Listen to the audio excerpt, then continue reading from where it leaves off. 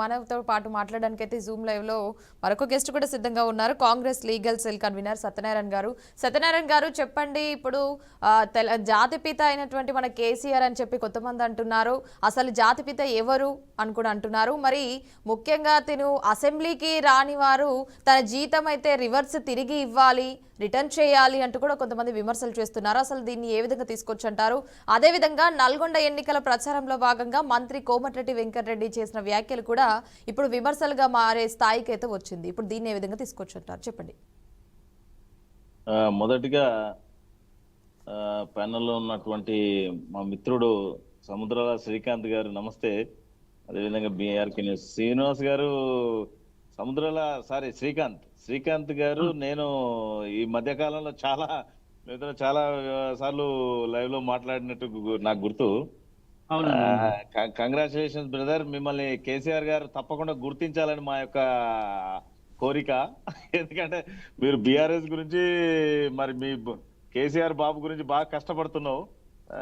Good good. అయితే విషయం ఏంటంటే ఇక్కడ నేను ఒక కామన్ మ్యాన్ గా, అంటే ఇర్రెస్పెక్టివ్ ఆఫ్ పార్టీలకు సంబంధం లేకుండా ఒక కామన్ మ్యాన్ గా, ఒక హైకోర్టు అడ్వకేట్ గా నేను చెప్పదలుచుకుంది ఏంటంటే, ఇక్కడ జాతిపిత అనేసరికి జాతిపిత అనేది రాజ్యాంగం ప్రకారంగా ఎవరికి లేదు. అది ఇప్పుడు నీకు ఆర్టికల్ 18 ప్రకారంగా బిరుదులు అనేది లేదు, ఎవరికి బిరుదులు ఇవ్వడానికి లేదు, రద్దు చేసింది భారత రాజ్యాంగం ఆర్టికల్ 18 ప్రకారంగా.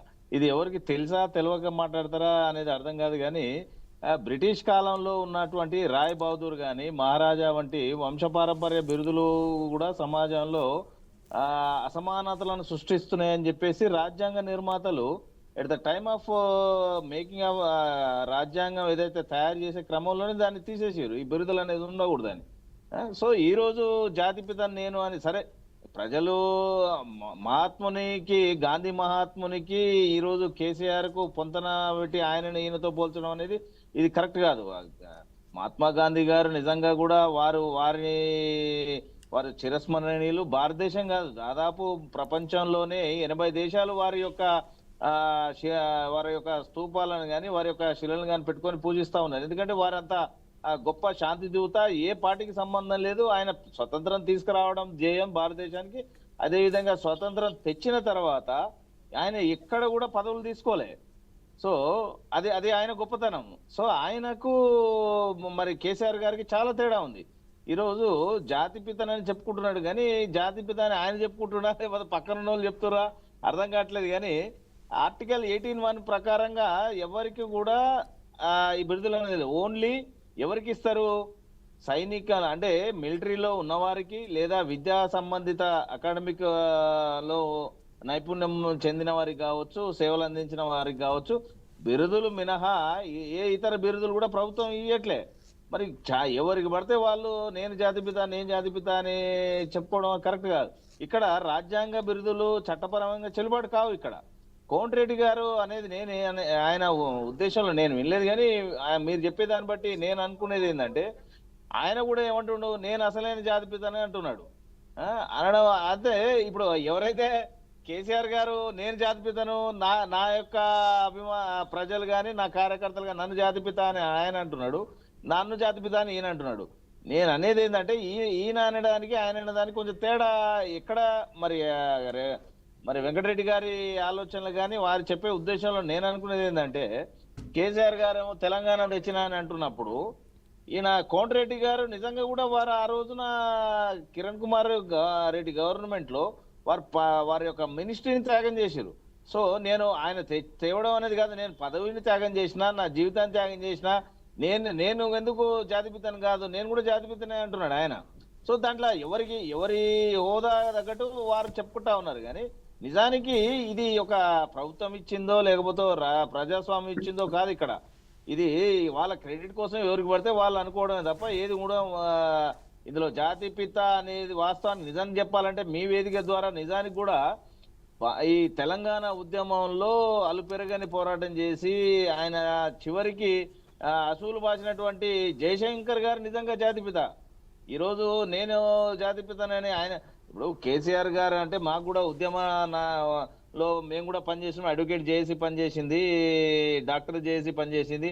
ఆ రోజు ఖమ్మంలో వారి యొక్క మరి ఆ నిరసనను విరమించుకున్న క్రమంలో నిమ్మరసం తాగిరు కేసీఆర్ గారు. బ్రదర్ శ్రీకాంత్ గారు గుర్తుండొచ్చు, నేను కాదన మరొకసారి రిమైండ్ చేస్తా ఉన్నా. అయితే నాతోటి అయ్యేటట్లేదని వారు నిమ్మరసం తాగిన క్రమంలో ఇదే ఉస్మానియా యూనివర్సిటీలో ఉవ్వెత్తున ఎగిసింది ఉద్యమం. ఈ ఉద్యమం ఎగిసిన నాడు ఇదే స్టీఫన్ రవీంద్ర, ఇంకొక సత్యనారాయణ గారు, ఐపీఎస్ లో వారు, అంటే నేను చెప్పేది సత్యనారాయణ గారు, ఎందుకంటే సత్యనారాయణ గారు మిమ్మల్ని ఒక క్వశ్చన్ అడగదలుచుకున్నామండి. ఇప్పుడు మీరు అంతా చెప్తున్నారు, అంత బాగానే ఉంది. మరి కొంతమంది ఏమంటున్నారు అంటే, ప్రస్తుతం వారు ఇచ్చిన రేవంత్ రెడ్డి ఇచ్చిన 6 గ్యారెంటీలు పథకాలు ఏవైతే ఉన్నాయో 6 గ్యారెంటీలు అసలు ఒక్కటి కూడా అమలు చేయలేదు. ఫస్ట్ ఆఫ్ ఆల్ అది 6 గ్యారెంటీలలో ఒక్కటైనా అమలు చేయండి అని చాలా మంది చెప్తున్నారు కదా. మీరు డిబేట్ జాతిపిత గురించి మాట్లాడుతున్నారా లేకపోతే 6 గ్యారెంటీల గురించి మాట్లాడుతున్నారా? అంటే మీరు కాంగ్రెస్ తరపు నుంచి మాట్లాడుతున్నారు కాబట్టి ఆ క్వశ్చన్ రేస్ చేయడం జరిగింది. నేను చెప్పేది వినండి. అంటే ఇక్కడ ఒక టాపిక్ మాట్లాడుతున్నాము, దాని గురించి చెప్పిన తర్వాత దాని గురించి కూడా నేను క్లారిఫై చేస్తా మీకు.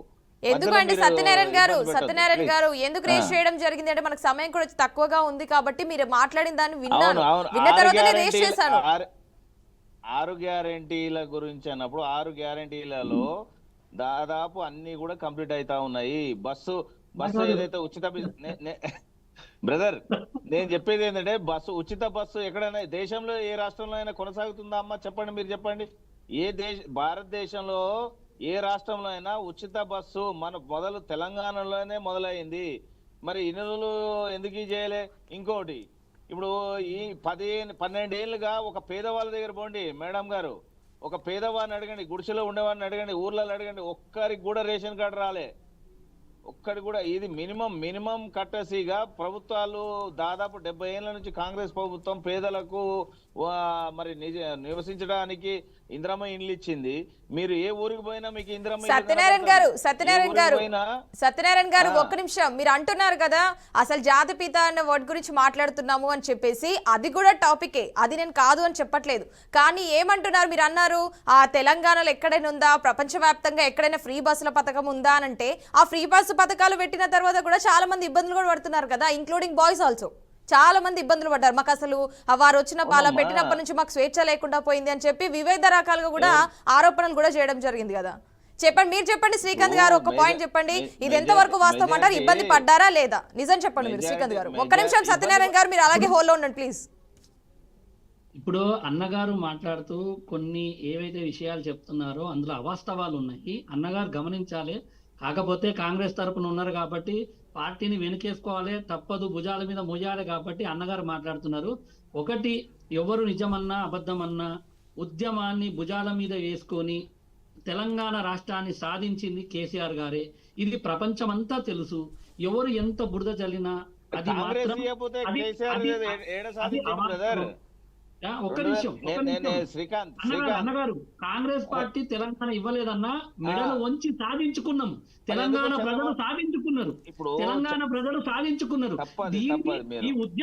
ఈ ఉద్యమాన్ని మాత్రం భుజాల మీద వేసుకొని ముందుకు నడిపించిన పాత్ర కేసీఆర్ గారిది.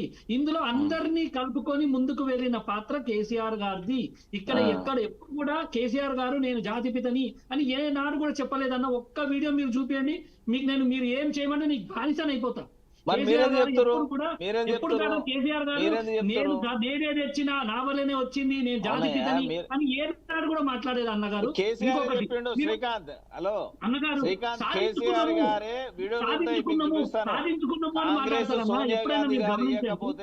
సోనియా గాంధీ గారు ఇవ్వకపోతే తెలంగాణ లేదు అని కేసీఆర్ ఒప్పుకున్నాడు. మీరేది ఇప్పుడు ఒకటి సాధించక ముందు ఒక మాట ఉంటుంది, సాధించుకున్న తర్వాత మనం మర్యాద చూపించుకుంటాం, ప్రేమ చూపించుకుంటాం. అమ్మయ్య దక్కించుకున్నాము, మొత్తానికి కాదు ఈ జన్మలో జరగదు అనుకున్న గొప్ప కార్యక్రమాన్ని సాధించుకున్నాం అనే కృతజ్ఞతతోని సోనియమ్మ గారిని కానీ కాంగ్రెస్ పార్టీని కానీ కొనియాడడం జరిగింది. శ్రీకాంత్ గారు ఒక్క నిమిషం మీరు అలాగే హోల్లో ఉండండి. ఓకే. శ్రీకాంత్ గారు మీరు అట్లాగే హోల్లో ఉండండి. సత్యనారాయణ గారు మీరు చెప్పండి, ఇప్పుడు కాంగ్రెస్ ప్రభుత్వం అయినటువంటి మన రేవంత్ రెడ్డి ప్రజల సమస్యలు కావచ్చు, రైతుల సమస్యల మీద అంటే వారి యొక్క దృష్టి పెట్టేవారు. మరి కేసీఆర్ జీతం మీద ఎందుకు దృష్టి పెట్టడం జరిగింది? మరి దీనికి ఏం సమాధానం చెప్తారు? కేసీఆర్ జీతం ఎవరు మా కాంగ్రెస్ ఇయ్యమని అడుగుతుందా? మాకు అదే కదండి, ఇప్పుడు అసెంబ్లీకి రానిది, ఇప్పుడు అసెంబ్లీకి రానప్పుడు జీతం కూడా రిటర్న్ ఇవ్వాలి అని చెప్పి ఎందుకు అనాలి? ఇప్పుడు మీకు అందులో అర్థం తెలుసుకోండి. మీరు కేసీఆర్ గారు ఒక ప్రతిపక్ష నేత, ఒక ఎమ్మెల్యే. నువ్వు దేనికి కేసీఆర్ గారు ఎమ్మెల్యే దేనికి అయ్యారు? ప్రజల కోసమే ఎన్నుకోబడ్డారు కదా, ప్రజల చేత ఎన్నుకోబడ్డారు కదా. నేను అదే అంటున్నాను, మీకు అర్థం కావట్లేదు సత్యనారాయణ గారు. నేను అదే అంటున్నాను. ఏమంటున్నాను నాకు అర్థం కావట్లేదు అంటే ఏందమ్మా? సార్ మీకు అర్థం కావట్లేదు నేను ఏమన్నాను? ఇప్పుడు ప్రజల సమస్యలు కావచ్చు, రైతుల సమస్యలను దృష్టి పెట్టేవారు. మరి కేసీఆర్ జీతం మీద ఎందుకు, అంటే కేసీఆర్ జీతం మీద ఎందుకు దృష్టి పెట్టాలి, ఎందుకు అడగాలి, ఎందుకు నిలదీయాలి అంటున్నాను. మీకు అది అర్థం కాలేదు. ఫస్ట్ నీకు రాజీనామా చేయాలి, జీతం కాదు. నువ్వు రాజీనామా చేయాలి. ప్రజల కోసం పట్టించుకోననివి, అసెంబ్లీకి రానోనివి, ప్రజల గురించి అసెంబ్లీలో మాట్లాడనోనివి, నువ్వెందుకు ఎమ్మెల్యే పదవి నీకు నువ్వు రాజీనామా చేయాలంటున్నా నేను. ఇది ఇది హెడ్లైన్ లో వేయండి మీరు. కేసీఆర్ రాజీనామా చేయాలి. చెప్పండి. కేసీఆర్ రాజీనామా చేయాలి అని వేయండి. దేనికి, ఎందుకు చేయాలి? సరే చేయమన్నారు కదా, ఎందుకు చేయాలి అది కూడా చెప్పండి. ఎందుకు చేయాలి దానికి కూడా చెప్పాలి కదా సమాధానం. అదే చెప్తున్నా, వినండి వినండి వినండి వినండి. అసెంబ్లీకి రాకుండా అసెంబ్లీలో ఎమ్మెల్యేలు ఎక్కడ చర్చిస్తారు? చట్టాలు ఎక్కడ రూపొందుతాయి? ఎక్కడ ఆమోదిస్తారు? దేనికి అసెంబ్లీ దేనికి ఉన్నది? మరి పార్లమెంట్ దేనికి ఉన్నది? చట్టాల కోసమే కదా, ప్రజల కోసం చర్చించాల్సినటువంటి దేవాలయాలు. మీరు గతంలో ఒక కేంద్ర మంత్రి ఉన్నారు, ఒక ఎంపీగా ఉన్నారు, ఒక 12 ఏళ్ళు ముఖ్యమంత్రిగా ఉన్నారు, ఇప్పుడు ప్రతిపక్ష నేత ఉన్నారు. ఇప్పుడు ఎమ్మెల్యే ప్లస్ ప్రతిపక్ష నేత కనీసం 2.5 ఏళ్ళల్లో వచ్చి ఒక్కసారి కూడా ప్రజల గురించి మాట్లాడని, అసెంబ్లీకి వచ్చి మాట్లాడని వ్యక్తి అసలు జీతం అనేది కాదు. అసలు మీరు ఎందుకు, మీకు ఆ పదవి వద్దు, వేరే ఎవరికన్నా ఇస్తే, ఒక యువకునికి ఇస్తే. అదే బీఆర్ఎస్ లో మా సముద్రాల శ్రీకాంత్కి ఏమంటున్నా నేను, మా సముద్రాల శ్రీకాంత్కి ఇస్తే ఆయన చక్కగా మాట్లాడతాడు అసెంబ్లీలో. అలాంటి వాళ్ళకి యువక దేశం ఇవ్వండి, ఒక దళితునికి ఇవ్వండి. దళితుని ముఖ్యమంత్రి చేస్తా అన్న కేసీఆర్ గారు దళితుని ముఖ్యమంత్రి చేయలే. పాపం మా శ్రీకాంత్ అయినా చేస్తే మేము ఆనందపడతాం. ఆయనకి ఏమనండి, ఇంట్లో కూర్చొని ఫామ్ హౌస్ లో కూర్చున్నట్టు ఆయనకి ఎందుకండి పదవులు? కష్టపడి ప్రజల కోసం పనిచేసేటోళ్ళకి ఇవ్వండి. నేను అనేది జీతం కదా, అసలు ఆయన ఎమ్మెల్యేనే రాజీనామా చేయాలా? దేనికి ఇప్పుడు వారికి నిజానికి కూడా మనం అందరం అనుకోవడం కాదు. పాపం కేసీఆర్ గారు గొప్ప వ్యక్తి. ఆయన వయసు అయిపోయింది, 71 సంవత్సరాలు అనుకుంటున్నాను నాకు తెలిసినంత వరకు. కాబట్టి ఇప్పుడు పాపం ఆయన ఏజ్ అయిపోయింది కాబట్టి ఆయన అసెంబ్లీకి రాలేని ఆరోగ్య పరిస్థితుల్లో ఆయనకు లేవు. వినపడుతుందా? వినిపిస్తుంది, చెప్పండి. పాపం కేసీఆర్ గారు గొప్ప వ్యక్తి, ఉద్యమ నాయకుడు అంటున్నా. ఉద్యమ నాయకుడే, అందరూ ఉద్యమ నాయకులే. కోదండరాం ఉద్యమ నాయకుడే, వి ప్రకాష్ ఉద్యమ నాయకుడే, వినోద్ కుమార్ ఉద్యమ నాయకుడే, హరీష్ రావు ఉద్యమ నాయకుడే, జానారెడ్డి గారు ఉద్యమ నాయకుడే. అందరూ ఉద్యమ నాయకులే. ఈ రోజు జేఏసీలో ఇప్పుడు ఉద్యమకారులకు విలువ ఏమున్నదండి బీఆర్ఎస్ లో? చెప్పండి. నేను కాదు, కవిత గారే అంటున్నారు. బి టీము ప్లస్ ఉద్యమాలు చేసినటువంటి టీము యూటీ బీటీ అని బయట నుంచి తెచ్చుకొని చేసిన వారే ఉన్నారని నేను అనట్లేదు, కవిత గారే అంటున్నారు. కాబట్టి ఇప్పటికైనా జాతిపిత అనే అంశంలో ప్రజలు నిర్ణయించేది ఒక అంశం అయితే, మనకు మనం చెప్పుకోవడం గొప్ప విషయం కాదు. అది జాతిపిత లక్షణాలు కానీ, జాతిపిత అని పిలిపించుకునేది కానీ దాని వేరే ఉంటది.